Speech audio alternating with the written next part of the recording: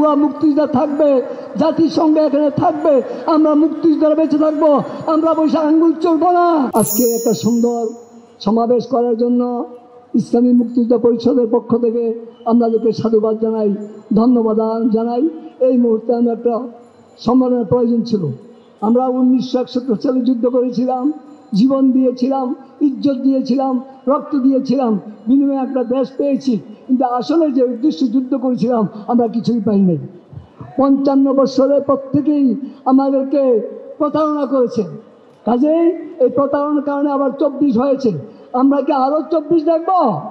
কাজেই যদি আমরা 24 দেখতে না চাই, আমাদের এখন প্রয়োজন সংস্কার, প্রয়োজন বিচার, প্রয়োজন পিয়ার পদ্ধতিতে নির্বাচন। যদি সংস্কার না হয়, বিচার না হয়, পিয়ার পদ্ধতিতে নির্বাচন না হয়, তাহলে আবার যে দেশ সেই অবস্থায় চলে যাবে।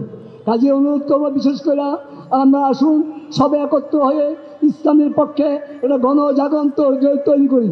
যদি এবার ইসলামের পক্ষে গণজাগরণ তৈরি করানো যায়, তাইলে আগামীতে মুসলমানদের এমন অবস্থা হবে আর আয়নাগর লাগবে না। ক্ষমতায় স্বৈরাচার আসবে, আলেম ওলামাদেরকে ধরে রাস্তায় রাস্তায় জব করাবে। এই পরিস্থিতি আমরা যাই না। আমরা যুদ্ধ করে নাই জাতিসংঘের অফিস দেওয়ার জন্য, তীব্র প্রতিবাদ ধিক্কার জানাই জাতিসংঘের অফিসকে অনতিবিলম্বে বন্ধ করার জন্য। কাজে আমরা যুদ্ধ করেছিলাম এই জাতিসংঘ এখানে কাজ করার জন্য না।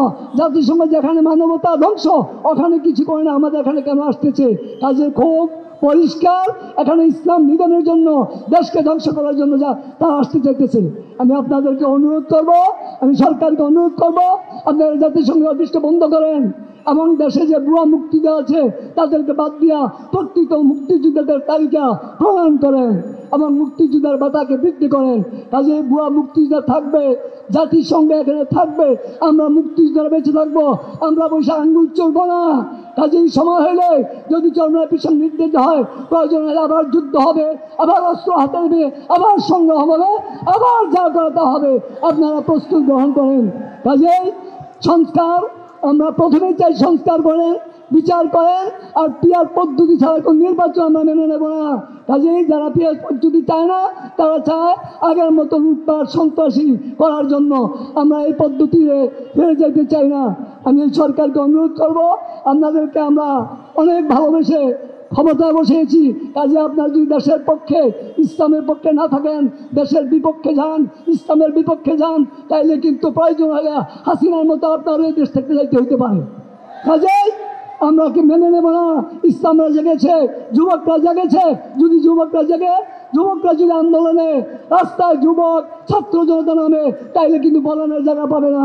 কাজেই কথা শেষ, দেখা হবে মাঠে, দেখা হবে সংগ্রামে, দেখা হবে আন্দোলনে। আসসালামু আলাইকুম ওয়া রাহমাতুল্লাহি ওয়া বারাকাতুহু।